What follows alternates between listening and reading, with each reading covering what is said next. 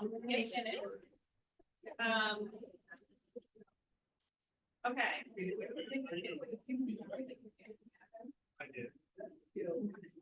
So please be advised, there will be a meeting of the Medford Comprehensive High School Building Committee held at Beach 489, Medford Vocational High School, 49 Winter Street, and via remote participation for the community.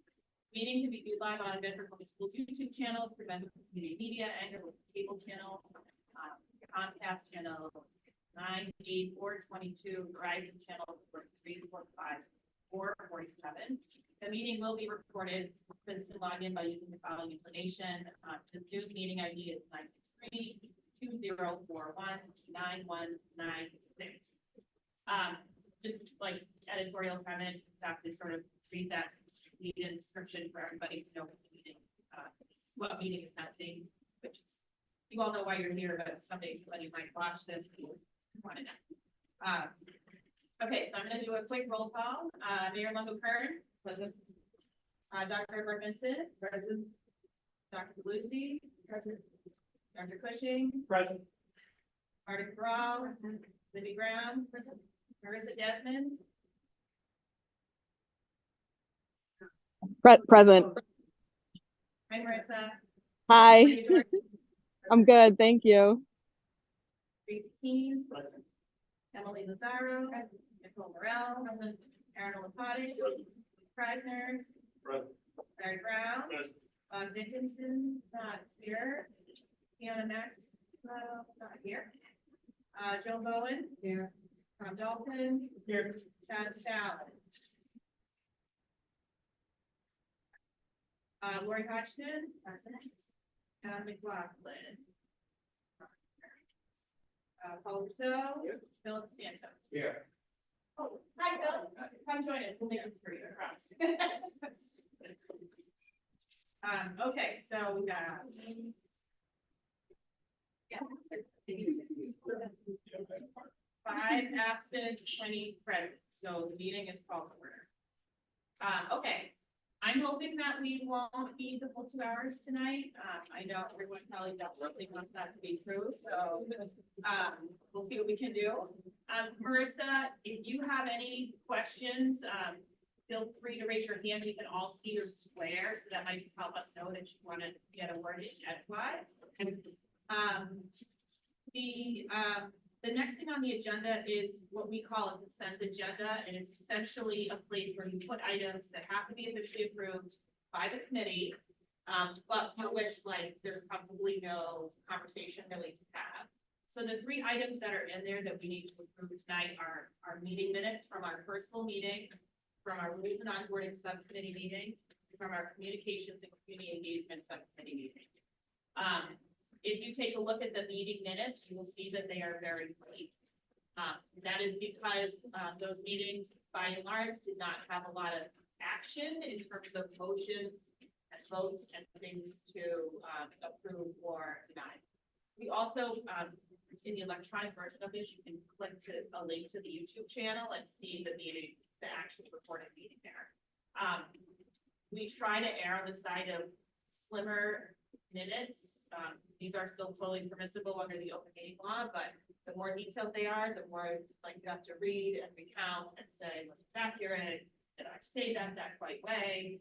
And we just find that sort of leads to just a lot of work that I try to avoid if we can.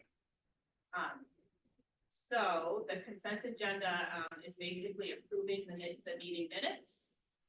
And the meeting minutes also include several documents that we'll actually talk about in some detail. But the first thing is for somebody to make a motion to approve the consent agenda. We're approving all things. So motion by Mayor Lungo Kern, seconded by Reese.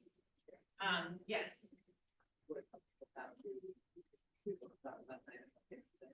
Sure. If there was something that you were like, I want to talk about this thing separately, you just let me know and we will sever that. We'll pull it out. We'll vote everything else through and then have some conversation. That makes sense.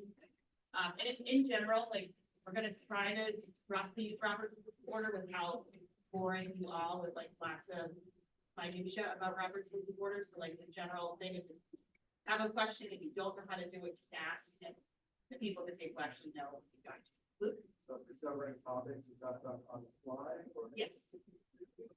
No, yeah, it could be done right in the meeting. And the other thing, that's worth noting about the open meeting law is that if there are people, it is a hybrid meeting in terms of participants, we do a roll call. So I'm gonna do a roll call so that we can vote this through. There was no other questions, right? Okay. So on the motion to approve the consent agenda, Mayor Longo-Kern. Yes. Dr. Edward Vincent. Yes. Dr. Lucy. Yes. Dr. Cushing. Yes. Marta Cabral. Yes. Libby Brown. Yes. Marissa Desmond. Yes. Maria Dorsey. Yes. Brian Hilliard. Tracy Key. Yes. Emily Lazaro. Yes. Nicole Morel. Yes. Aaron Olapati. Yes. Luke Preisner. Yes. Okay, 15 in the affirmative, 0 in the negative, the minutes are approved. Number 3, one of the things that we charge the rules and onboarding team to do is provide us a set of operating rules for this committee, and give some thought to onboarding, both for all of you, as well as for people who may join this committee over time, because that's sort of inevitable when you talk about a 7 year project.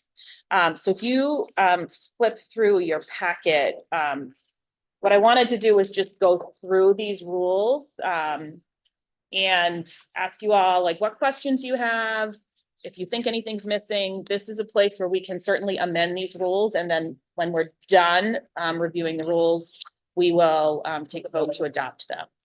So the rules committee met for about an hour, so they were incredibly efficient. We did a fast job of trying to create a set of rules and an onboarding checklist. So we'll start with the rules.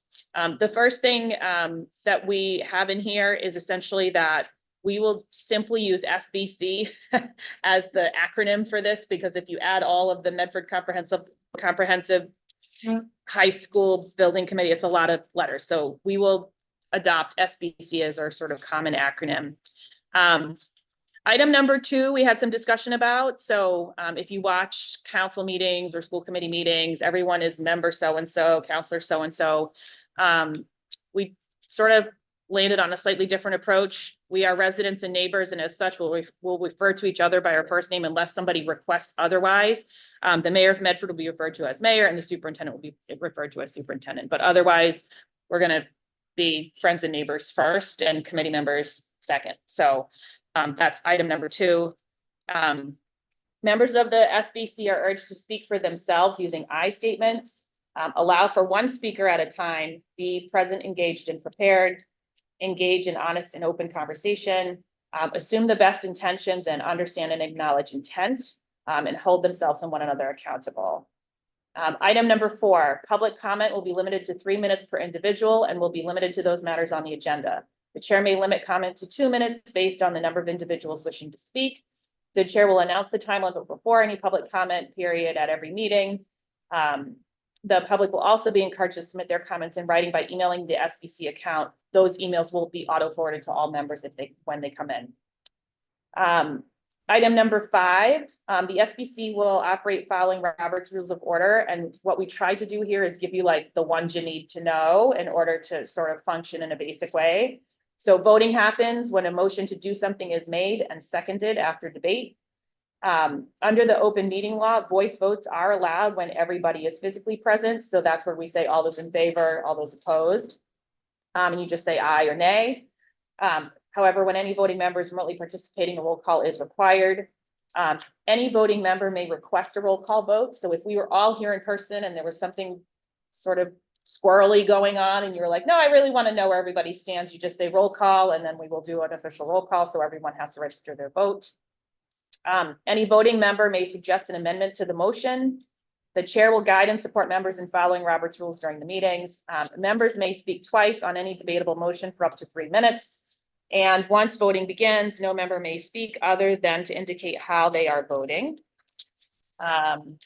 If a voting member of the committee believes a mistake was made with a motion that passed or failed, that member was in the majority for that motion, they may make a motion to reconsider to do so by speaking to the chair on how to proceed. So in other words, if something happens really fast and, you know, it was sort of a split vote and somebody that was on the winning side says, wait a minute, I don't think we all know what we just did there. Like, there's a process for us to reconsider as long as, that is raised by somebody who was in the majority vote.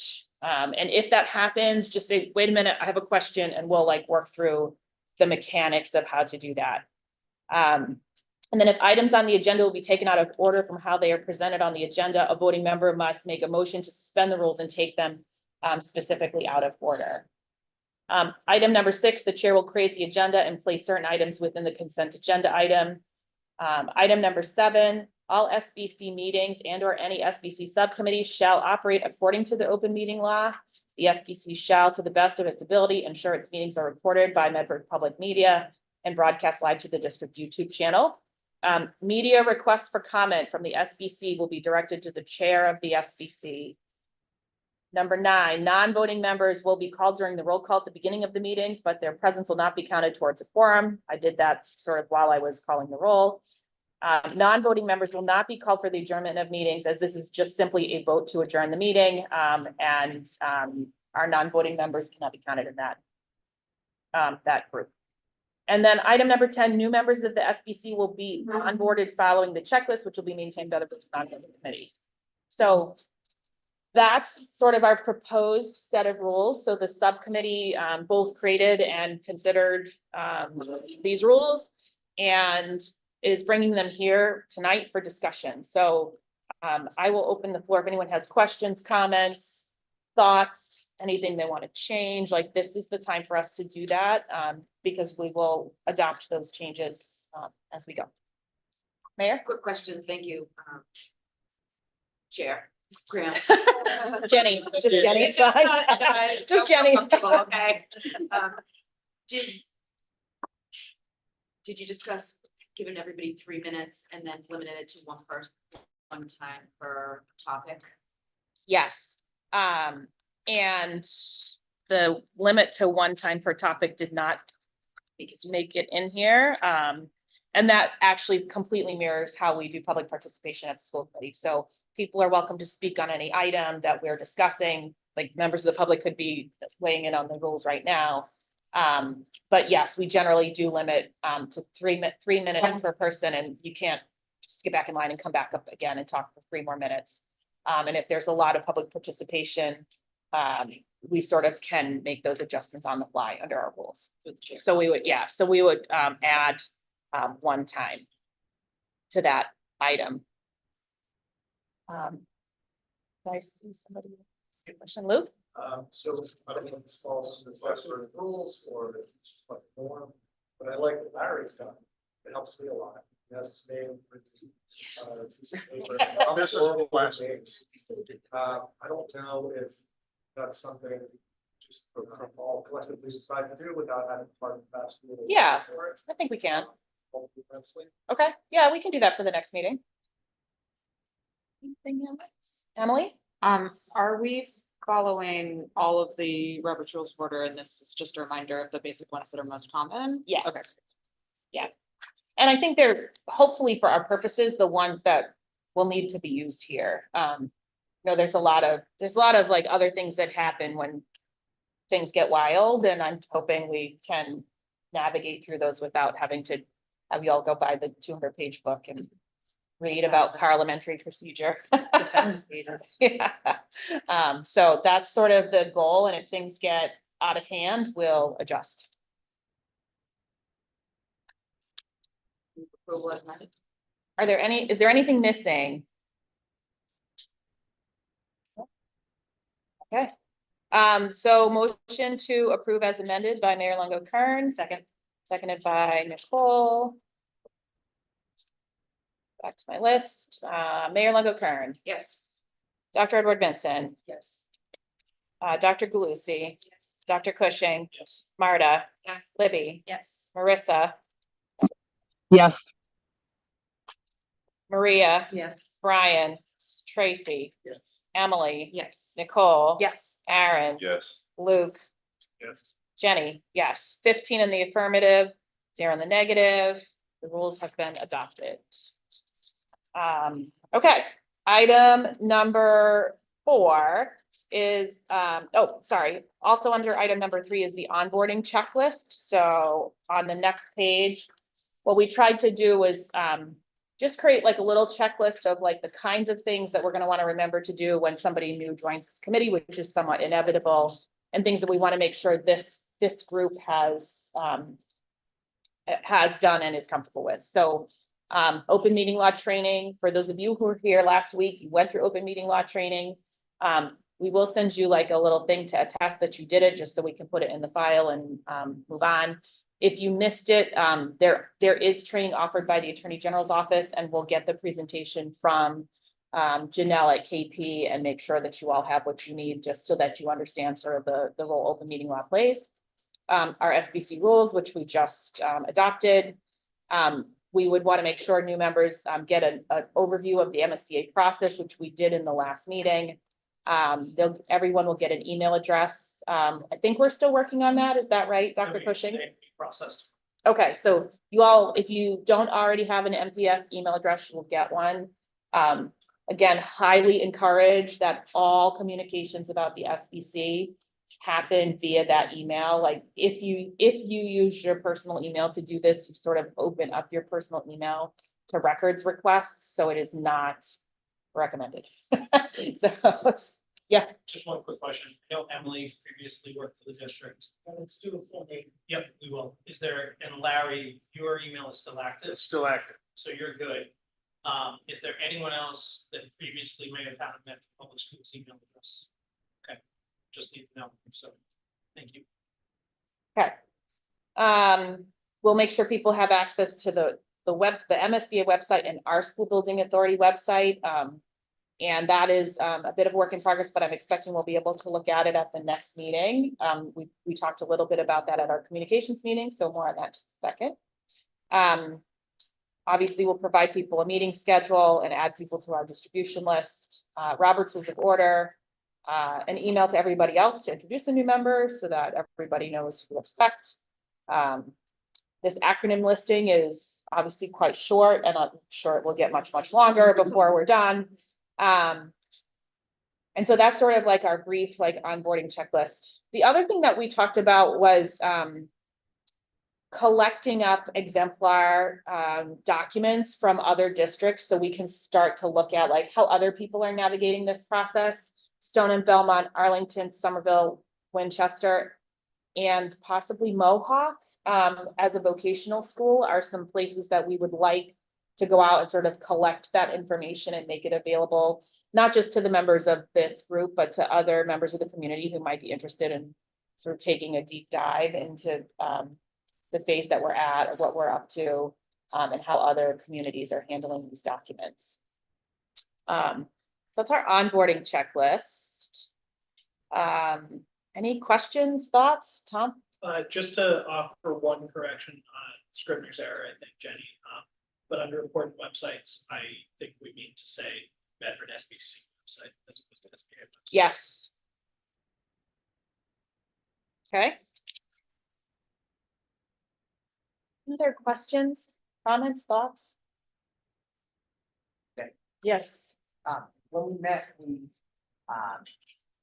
we sort of felt like this would be a living document rather than something we approved. Because as we move the process, like, when we've got shovels in the ground, some of these things may be irrelevant, drop off, but we want to make sure that the list it's not overwhelming, but actually appropriate for something to be taking one of these seats. And so I don't know if that was actually written there somewhere. It is at the top, all right, and I wrote it, so I should know, but so we would just modify as we did. So anything that you think should be there, I think you should let Jenny or me or somebody else add it. It doesn't have to be a meeting conversation. Right. Other questions, things that look, Maria? Just a question about that list of exemplar school Yeah. building committees. How, is there a limit on how many years since they built their buildings? that we should limit it to within the last 5 years, within the- anything like that? Yeah, I mean, I think ideally they would be close in time.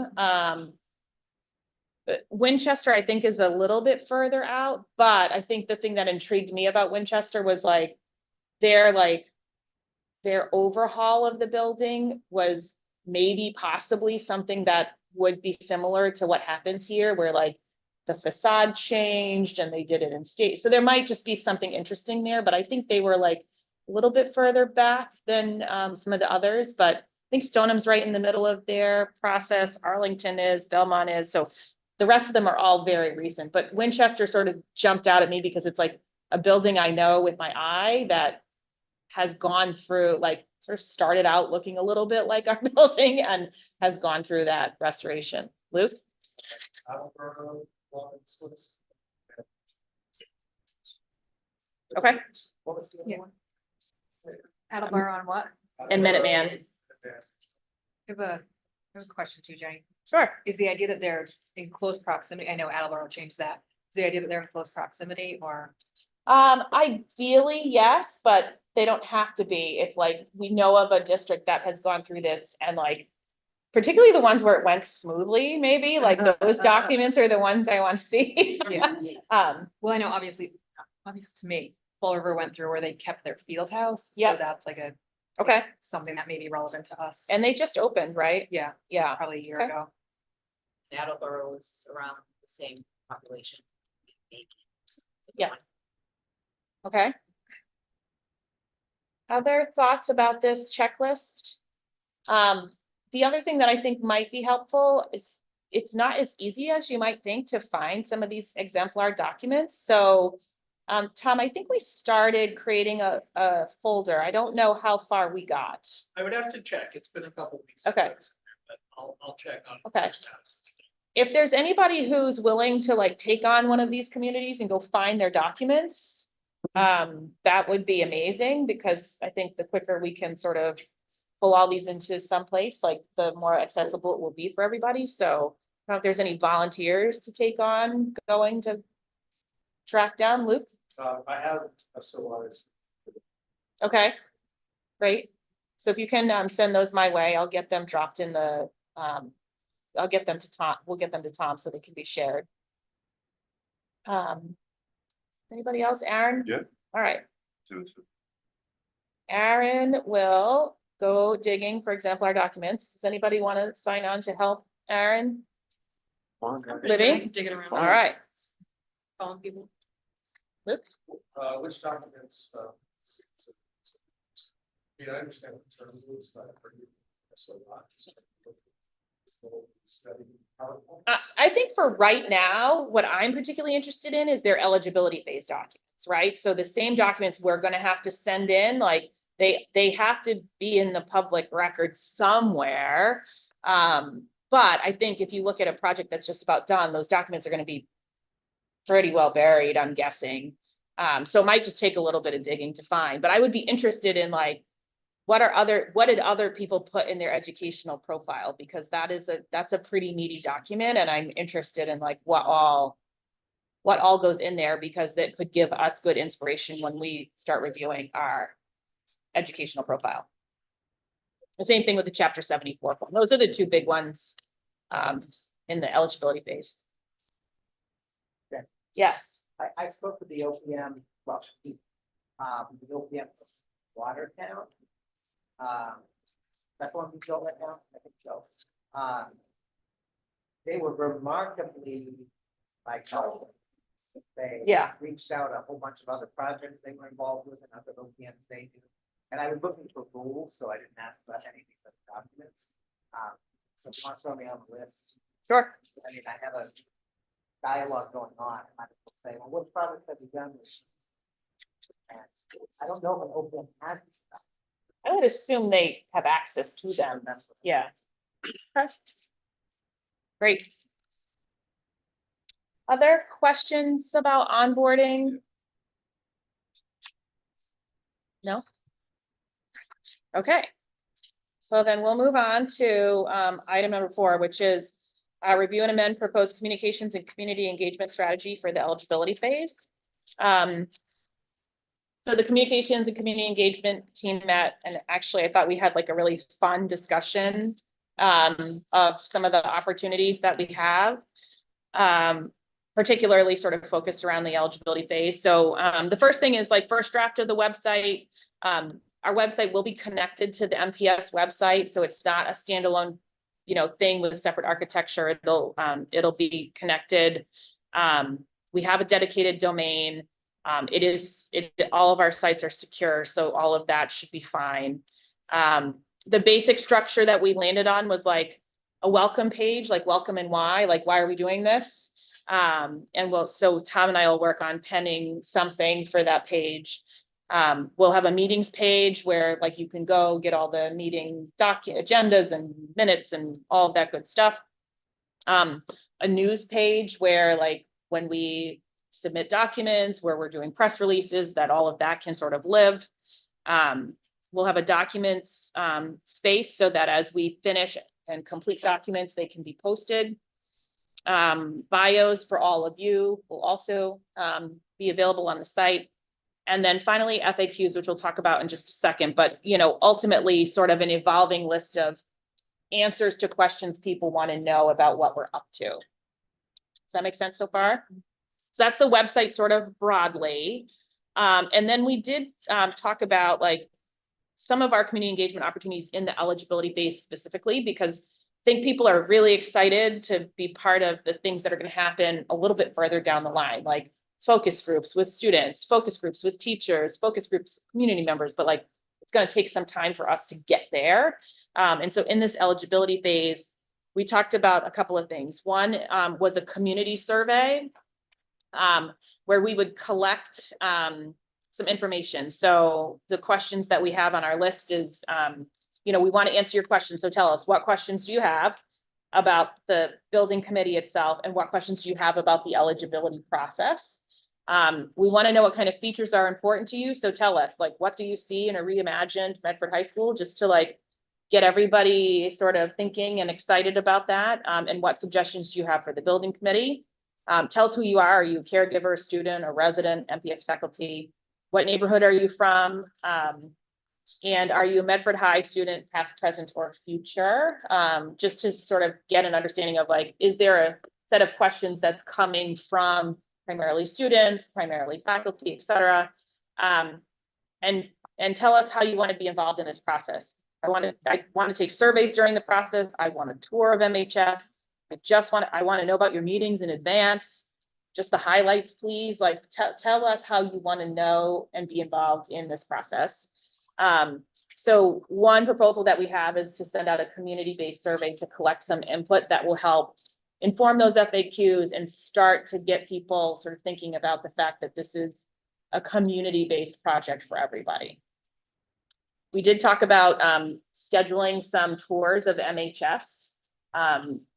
Probably not before the end of school this year, because I don't think there's like a single extra minute in the schedule, but really thinking about like, as we give people a tour, I think that will be very appealing to people who don't spend any time in this building or don't have kids in this building yet, to be able to come in and see like, what are we talking about here? Like they know what it looks like outside. Maybe they know what the pool looks like, et cetera. But like, is there some sort of like curated tour we can provide people, so people start to get an understanding of what this building is, and frankly, what some of the challenges are. I think that needs to sort of be baked into any sort of tour that we're doing.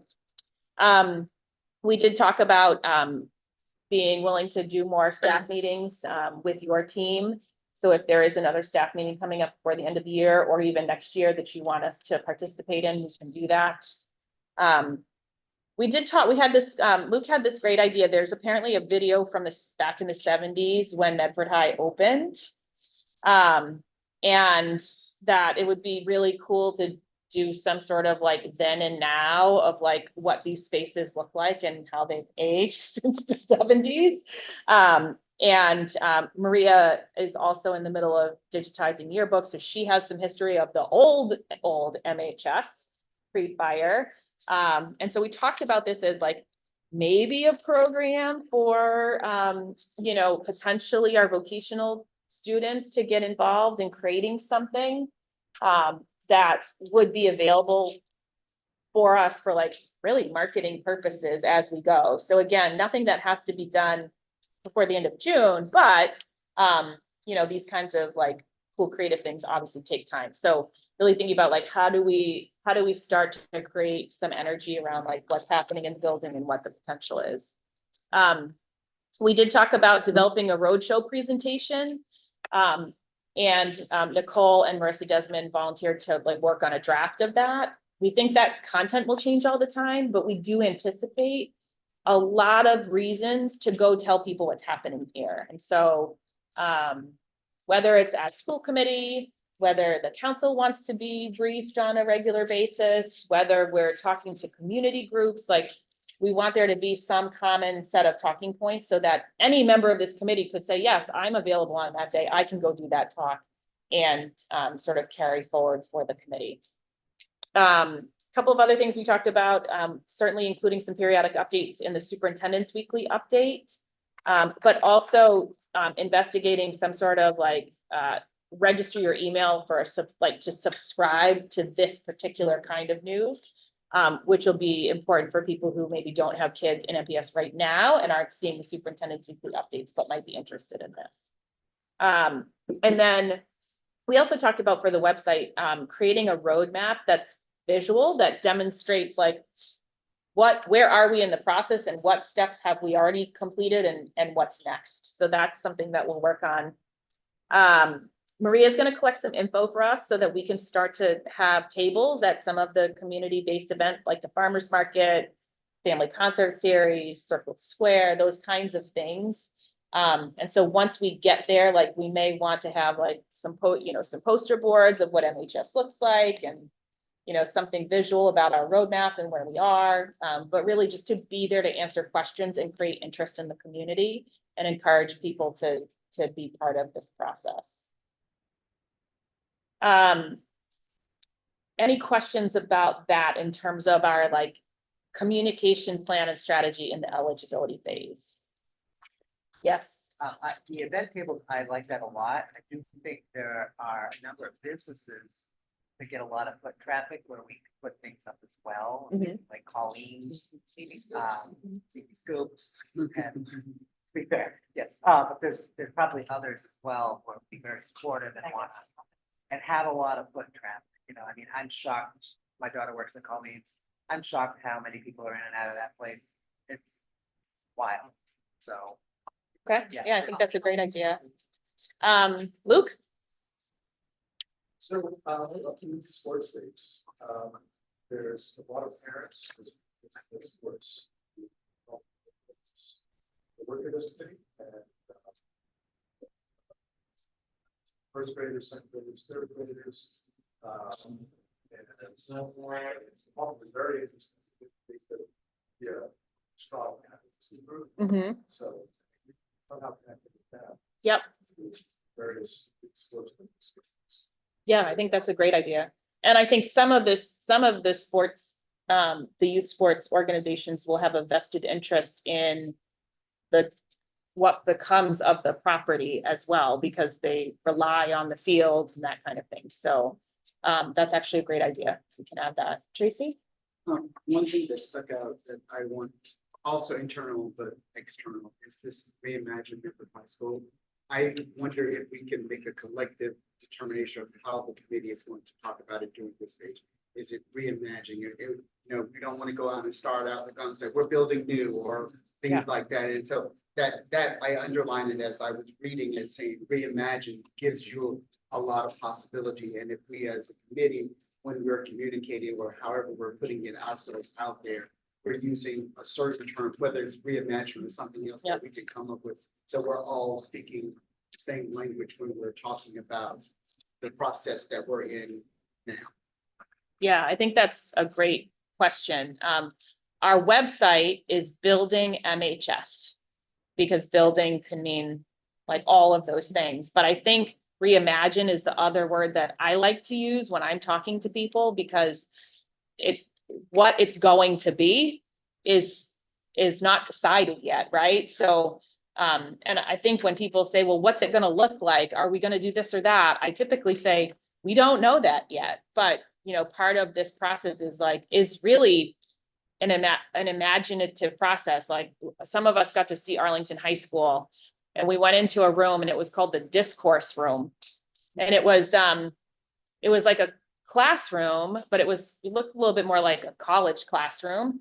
But it was intended to be big enough for multiple classes to be in there at the same time so that you could like co-teach a lesson and there could be like a debate happening and the room was structured for that, right? And so that's like an imagination like point.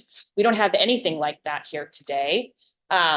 But it's possible. And not only is it possible, it exists, right? And so really thinking about like what is possible, I think is hard to do when you are tied to a building and how it functions, right? Like you can say like, I want the windows to open or I want the lockers to be bigger or smaller, like, but to really think about like what isn't here does take a lot of imagination. So I think reimagining is a good word for us to think about using. I don't know if others have thoughts about that.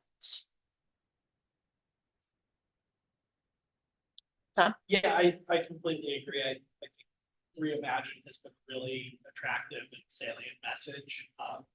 When we're talking about this project, I also think that when we're engaging with folks in the community and they're looking for more specificity, that's where we say, well, look, the two big buckets are rebuild or renovate, right? Right. Those are the two kinds of MSBA projects.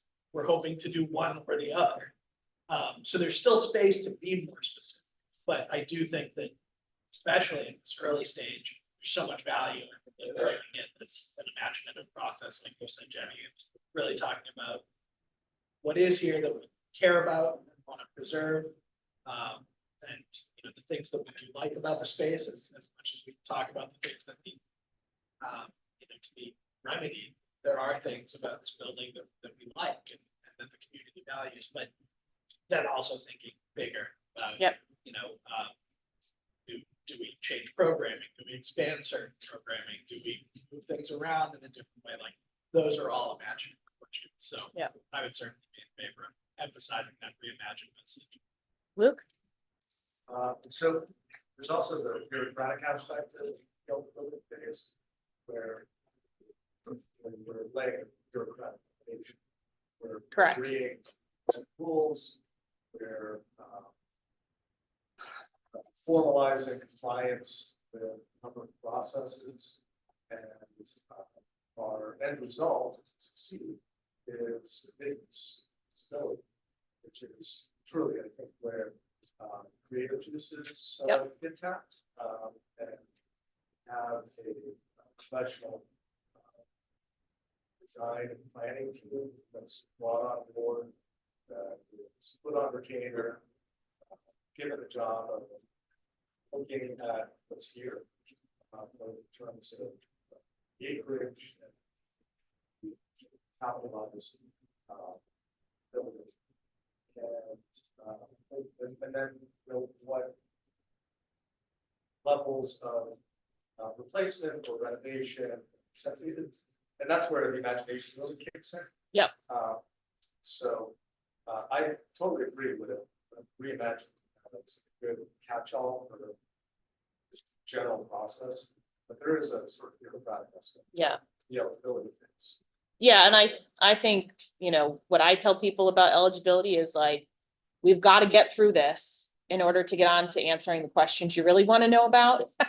And so we're going to move as quickly as we can through this eligibility phase so that we can start the real engagement and the imagination about what this could be. Other question?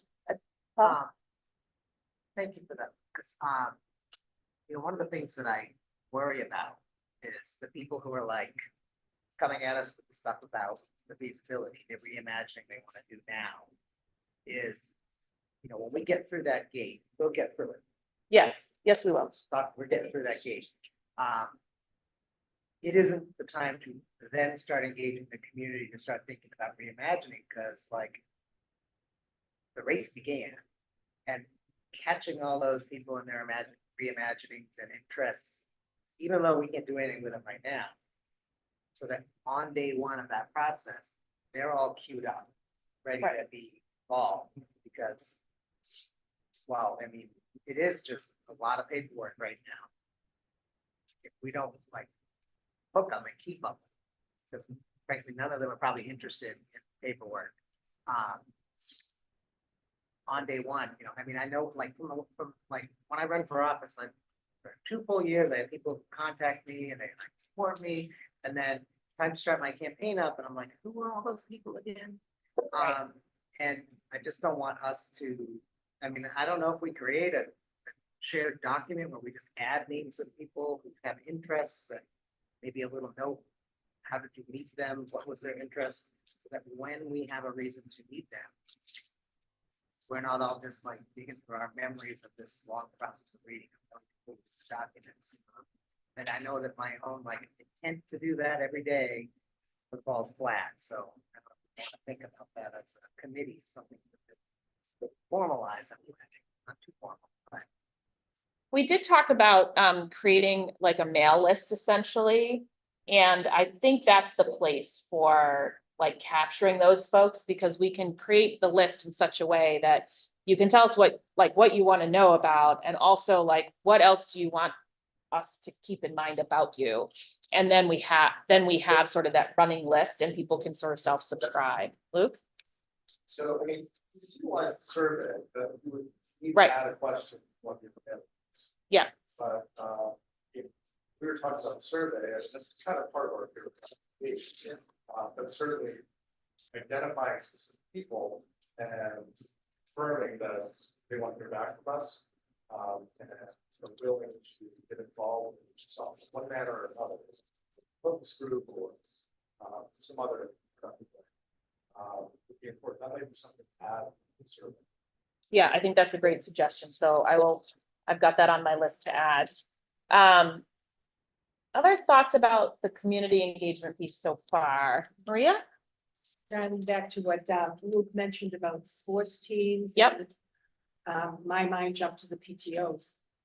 Because Yeah. I think not only they're a powerful group, but it's a way to reach everyone who's in schools, but also the Catholic schools, the private schools, the local charter schools, because if we want to bring people back, they're the ones that have left for one reason or another. Yeah, okay. I will put that on the list.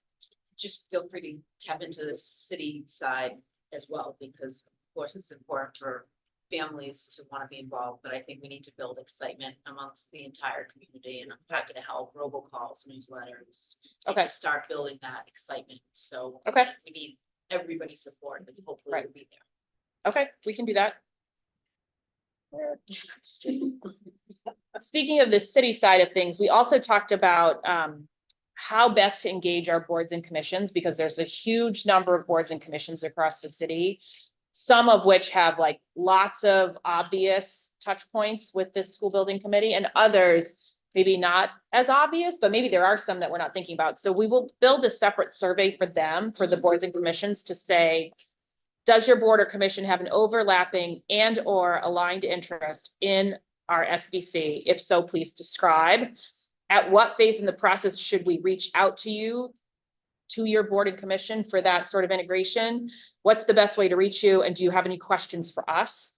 And then also offer to hold informal sessions for those boards and commissions. Like they may say, can you come speak at a board meeting? So we'll have this like little roadshow presentation that we can bring with us, and somebody can go and speak to them and sort of bring back to the group like what they talked about.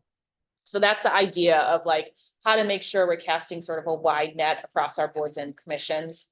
I would also, like in my mind, I know Rec has a board now, but we would also be trying to tap into the folks at Medford Rec, because they obviously have another, like sort of another vested interest in what's going on here. Luke? So I guess one other vested stakeholder, I would categorize it as tenant, third-party tenants. Because there are organizations that are possibly outside of our community. Right. That rent the building, the fields, on a regular basis, on an annual basis. Yeah. And in terms of engagement there is there already a concept for how to sort of see if there's there, is it just at the survey that goes out to our community, or is there certain? Yeah, I think there might need to be some sort of slightly different survey for them, much like there's something different for the boards and commissions. So maybe we can talk about that in our next, we have another communications meeting coming up, but we can talk about that in our next meeting.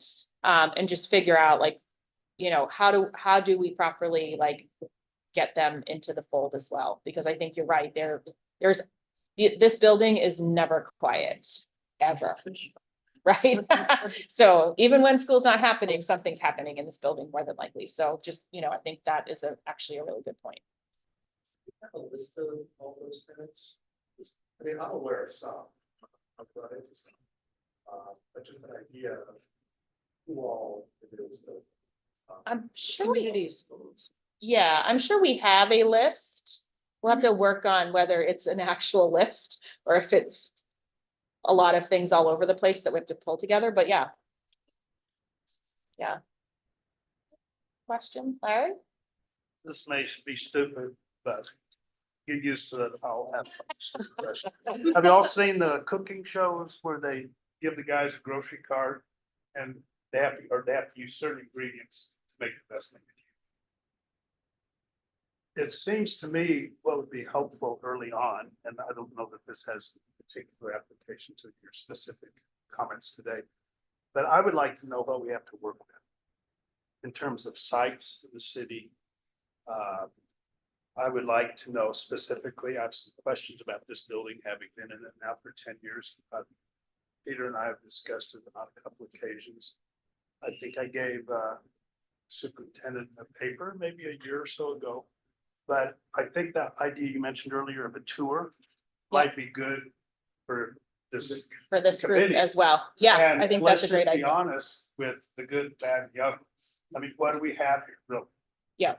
And I don't have most of the answers, but I think I have a few things that I'm certainly concerned about. One being subterranean groundwater in the fells, which is caused, I believe it's exacerbated a lot of the structural settling. So that, let's just kind of leave that there for now, but maybe it's can be remediated, you know. But I just think if everybody's kind of up to speed on what we have here, and there are some environmental, shall we say, things that be dealt with if we stay in this building. But additionally, like the other pieces of property that could be available, can we squeeze a little more out of the bells? Could we have a loop around and maybe integrate, particularly if we're gonna have a lot more sports things here and somehow have access to the soccer fields below the synagogue down there? Yep. What about Playstead Park? I mean, there's just, and then what about the whole thing of Hormel Stadium? I mean, that's a big, nice piece of valuable property sitting there that doesn't get used very often. And that is worth a lot of money that could potentially help finance some other things we're doing elsewhere. And think of the tax revenue, that would create if you had a bunch of people, say in high-end condos, not that I'm suggesting, I'm just trying to, like, what are we dealing with here? What do we have to work with? What are our options? And thinking outside the box, maybe this site, maybe not, maybe a couple sites. I want to know what ingredients we have Sure. to make the recipe. I like that. So 2 things, we have a meeting on 6/4. And I think having a tour of this building during that meeting makes a lot of sense. So I'll put that on our agenda. We do have a finance subcommittee meeting before that. And I think the finance subcommittee includes more of the city staff like Bob and Fiona, et cetera.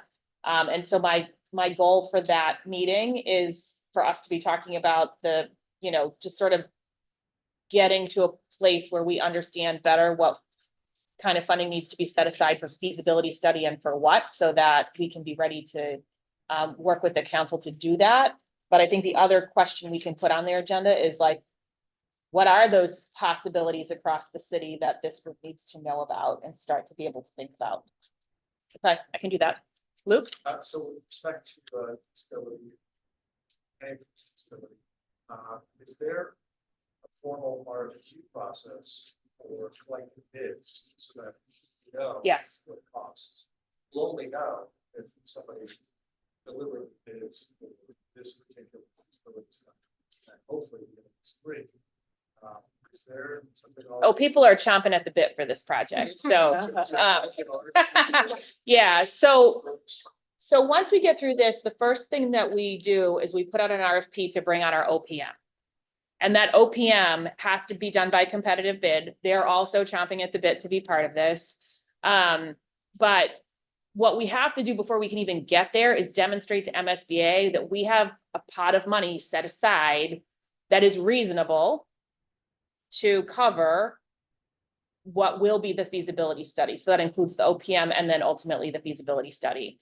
So the mayor will need to send something to the council that says this is how much money that we're going to set aside and this is where it's going to come from. And then the council will need to take a vote.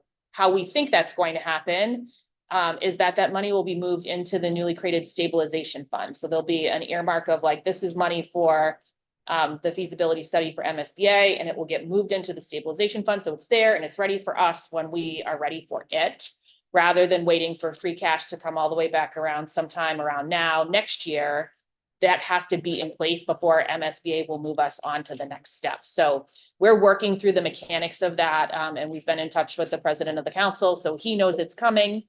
But yeah, we have some flexibility because there's not a vote required. There's not a citywide vote required to fund the feasibility study. So that will come from our free cash reserves, and that's been our plan. All right. Well, regards to feasibility studies, I've had some limited experience. Most of them, of course, have been in free enterprise, so they have to do with, is this going to be profitable? Can we sell it and make some money? That's a big part of it. This is a little different, and I'm not saying we shouldn't have a feasibility study. We really should, but I think we can do a lot of the initial homework ourselves. Nobody knows what's more feasible than the people in this room. And nobody knows, like I was saying about the ingredients, what's available to us. And let's get it as far as we can before we turn it over to them, because all they're going to do is ask us all the same questions we're asking each other. So MSBA requires a certain process, and that process really is like, you can't sort of jump the line through their steps. So our goal needs to be to bring those feasibility folks on as quickly as possible, and be ready to hand them something. I think that's a really important idea.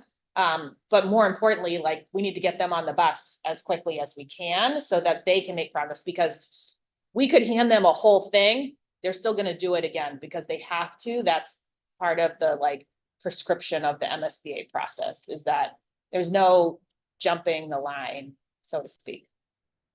But the more we can think through things. Yes, yeah, absolutely. Nicole? Thanks, Jenny. Yeah, I just feel like, as a communications professional, like, we're going all over the place a little bit. I think we're helping to find out what questions should maybe be on the website, that people want to have answers to, but I would think just for like folks following along at home, or just all of us trying to follow along, make sure, are we still on the communications, or are we just kind of like going a little bit of here, there, just with general questions, which I totally get, but as far as bringing it back to the communications and community engagement. Sure. I think we probably veered off track a little bit, but that's okay. We're back. And then the other thing that we did talk a little bit about is that there is a question on the educational profile that does say, like, what is your communication strategy during this time period? And so we have a couple of thoughts there about how we are going to answer this question. And we'll certainly like sort of make this outline of what we plan to do a little bit jazzier and more cohesive, and that will go in there, as well as describe some of the topics where we're expecting school committee engagement. So for example, at our next meeting, which is on the 20th, Mr. Fallon will be bringing forward a conversation about expansion of certain vocational programs that they'll be seeking support from the school committee, like sort of to green light those ideas. That's important for us to do and for us to take a vote on at school committee, so that then it can be incorporated into our Chapter 74 profile before it goes in. There's also a conversation tomorrow. Is it tomorrow? It is. No, it is, Wednesday. Wednesday. So there's a special education subcommittee meeting of the school committee on Wednesday. And that group will be talking about the possible inclusion of the Curtis Tufts program to the campus through this project. And I think, you know, we are all feeling like that there's an opportunity to create increased educational opportunities for our students at Curtis Tufts by co-locating them here. And they're in a way that still like meets their needs, because they do have a particular like a sort of a different set of needs than being in a gen ed setting. So how do you sort of do both of those things is an important question. And we've asked the special education subcommittee, which is chaired by Paul, to explore that with students and members of the staff and come back to the school committee with a recommendation. Because if that group decide, you know, sort of recommends that this is not a good idea, we should not pursue this, then we would not put it in our educational profile. But if they confirm that there is like broad agreement, then we would make sure that programming is in here as well. We actually have a Medford resident who runs Somerville's sort of similar program, and he happened to be at our meeting last week when we put the need for that meeting to happen on the agenda. And he had just a million amazing things to say about the benefits for students in the Somerville program, how the program has expanded, how this student participation in athletics has increased, and all the rest. So I think we're all thinking there will be like a pretty favorable outcome from that, but that is another place where we're asking the school committee to get engaged in something. And then the last thing is we'll have, I think it's next week, a meeting, school committee meeting about our capital planning process. And that has to be sort of tightened up and in good order before we put in our maintenance documents. So all of those things are happening at the school committee. So we'll wrap all of that in as well. Luke? So in our SOI, this question is whether the project is consolidation. The answer. I don't know if people know what consolidation is. The context of an SOI, but that should probably be looked at closely. Sure, we can do that. Paul? The various represent just part of the high school, wouldn't need to be considered consolidation. But that, and it seems different because it's a separate program, it's got its own name, and it's in a different location, but it's part of it. So I think that's how we're gonna dodge that point. I hope there won't be a problem. And the program today is how many students, Lori? On the rules, 15. So we're not talking about true consolidation that Good point. many communities go through. Yeah. Okay. Other questions about the communication and community engagement plan?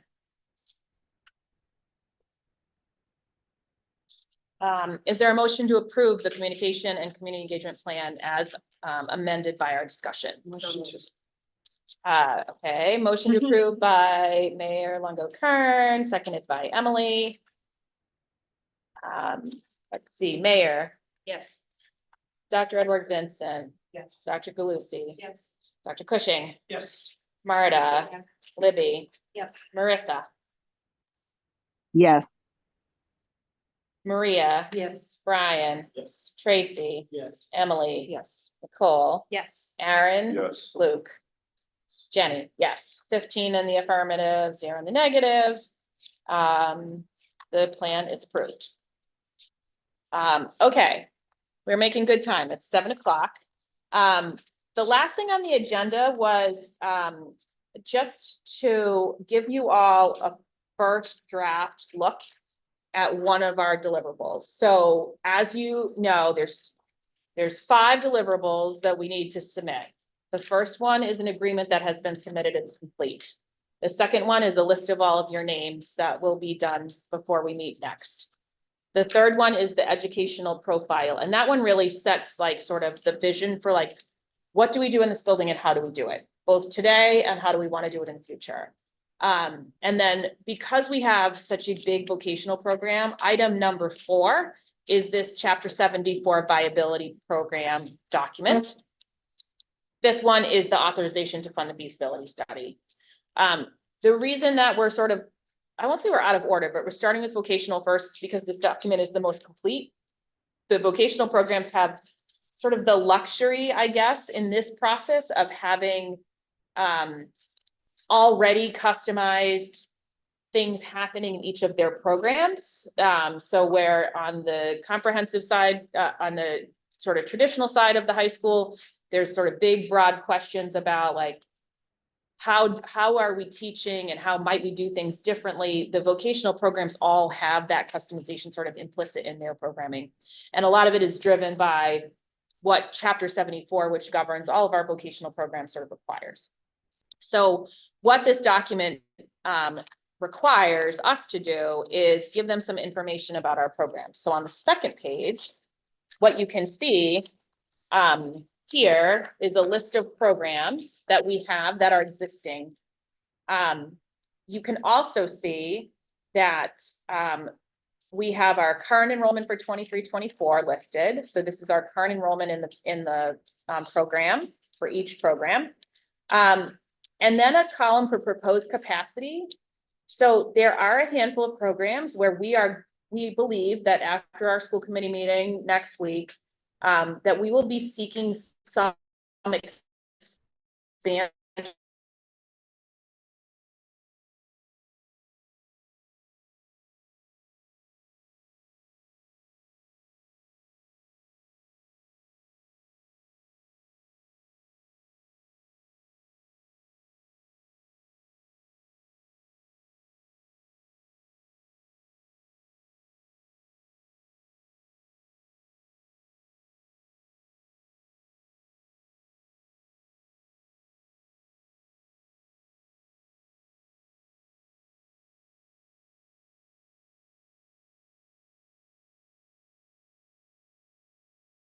of certain programs because there's a wait list that supports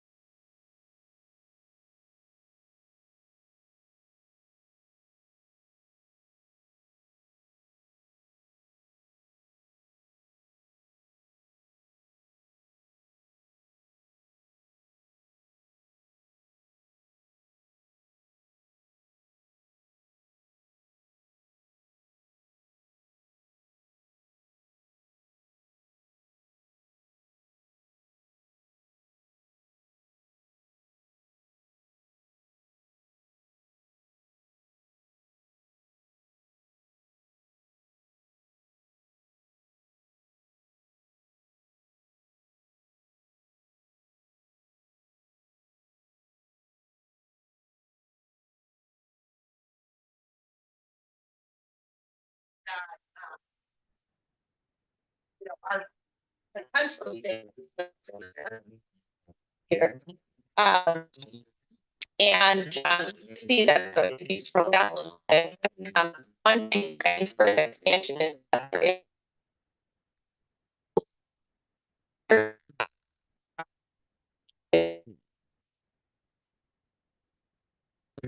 Here, Monday.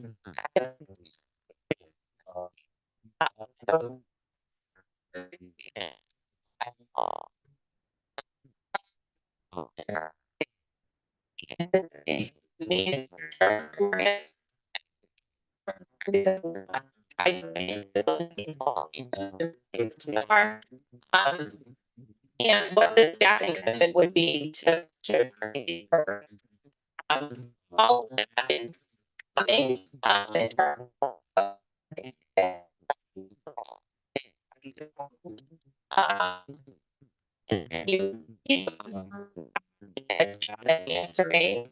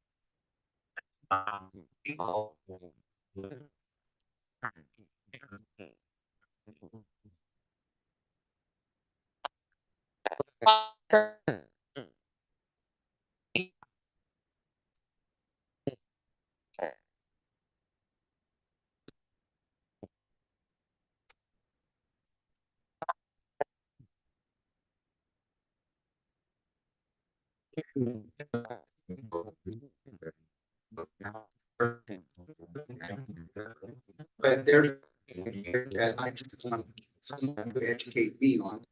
Due to the enrollment constraints, we're not.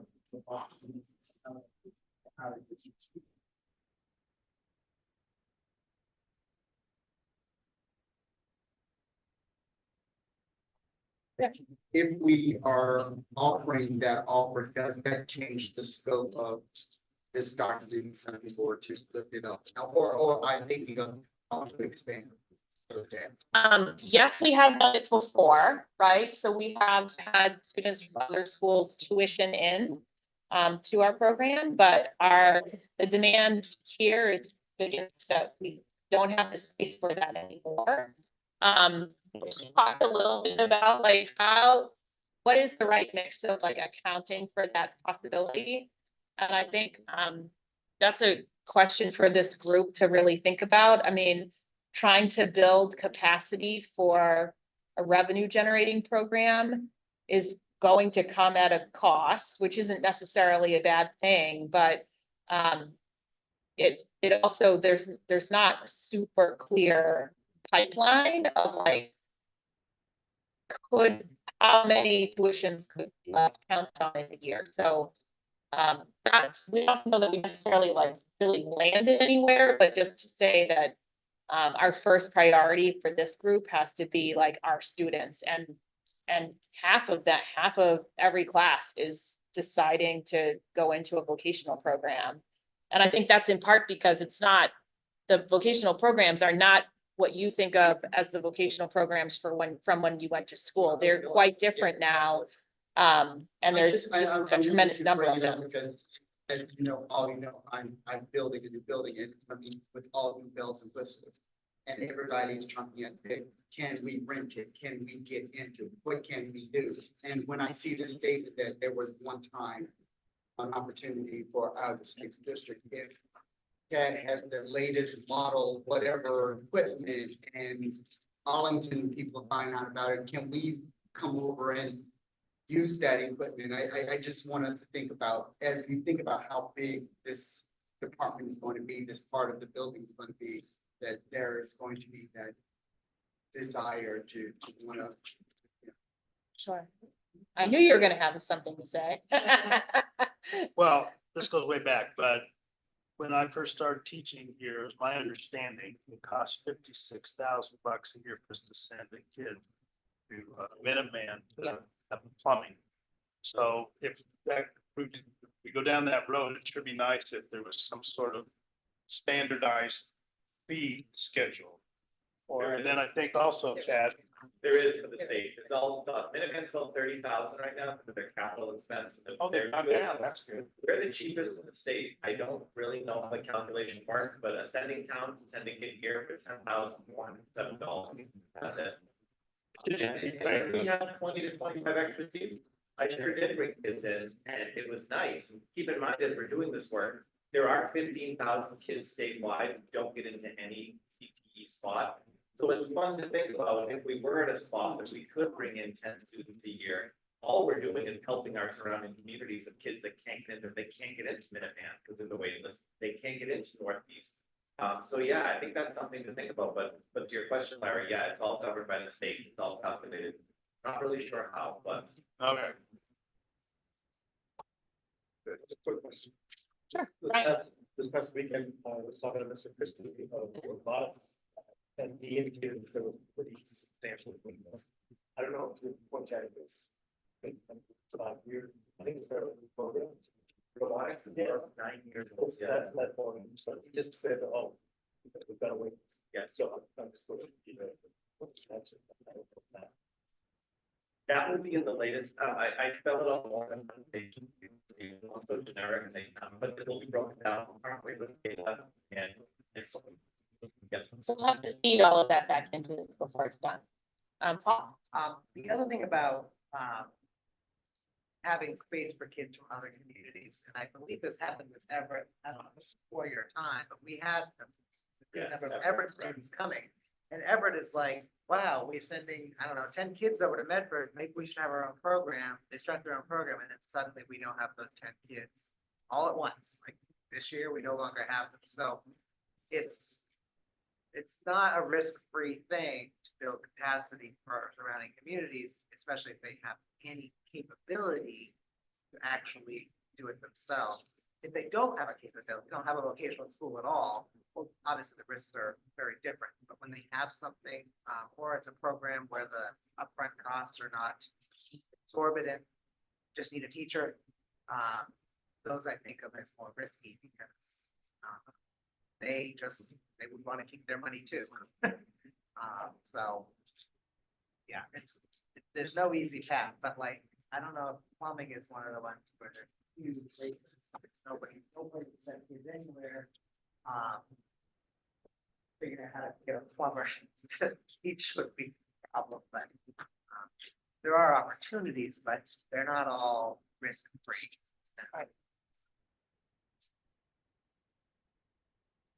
Other questions, Luke? So I asked just that, let's see, question one. So the reply, only have to part of the scope reflected on the prior sheet. And, so the reply to the same type of services, it's also missing cybersecurity, which, if you're thinking about the future, that's so one part, IT systems, I think. I think the for cyber is. It's already on the frozen projection, but as the internet things surround us, there's going to be joy.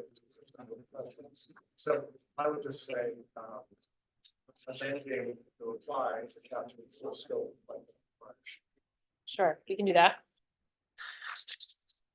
Other questions, thoughts? Things you're wondering about?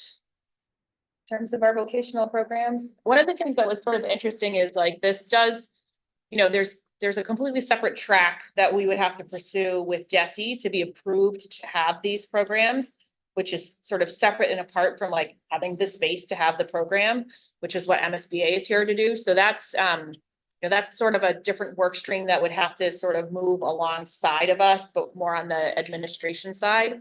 But the other thing that if you look at section C, if you're adding new programs, it does ask a series of questions to make sure that what you're adding is in alignment with what your area requires. So if you were like, "What I have an agricultural program," and you look around the immediate area and there's no call for that in the field, then MSBA and DESE, because DESE will like review and approve this as well, will say, No.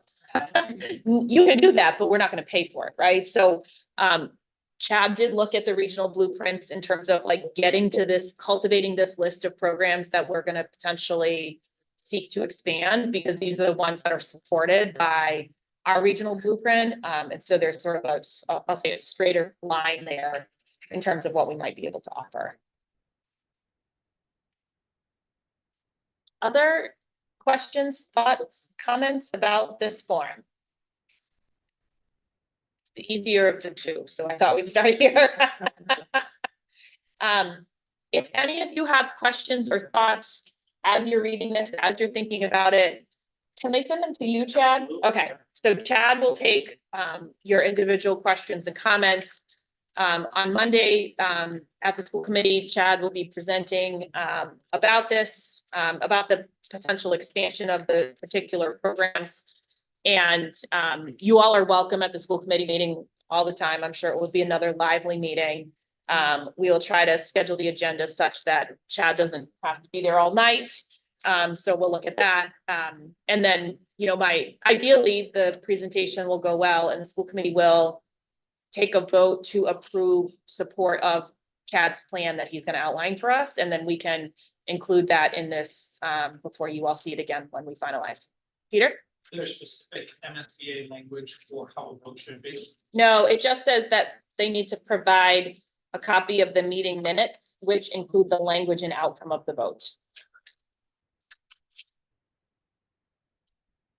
And it does say to be studied as part of the feasibility study for the proposed project. So we'll like I'll craft a motion that wraps all those buzzwords in.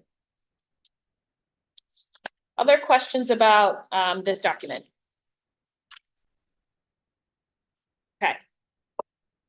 Feel free to reach out to Chad if you have any other thoughts. It's Chad's email.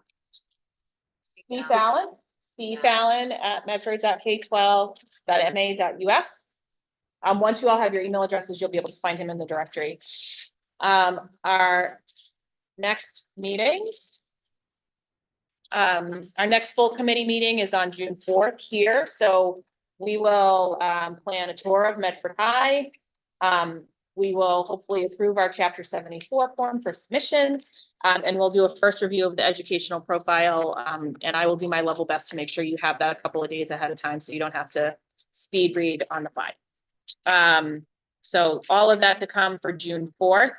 And then our subcommittee, we have another communications and community engagement subcommittee now that we have sort of the support of this group.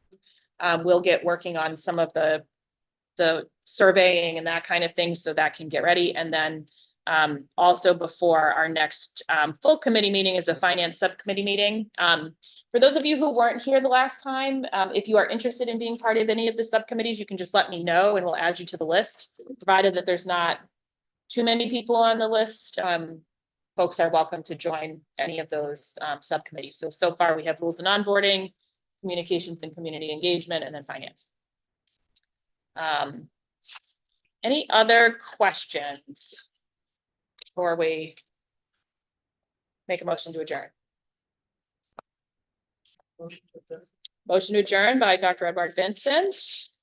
Second. Seconded by Aaron. Okay, roll call. Mayor, Yes. Dr. Edward Vincent. Yes. Dr. Galusi. Yes. Dr. Cushing. Yes. Marta. Yeah. Libby. Yeah. Marissa. Yes. Maria. Yes. Brian. Yes. Tracy. Yes. Emily. Yes. Nicole. Yes. Aaron. Yes. Luke. Yes. Jenny. Yes. 15 in the affirmative, 0 in the negative. The meeting is adjourned.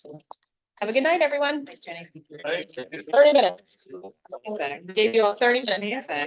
You don't usually get to. That's good. Don't get them safe.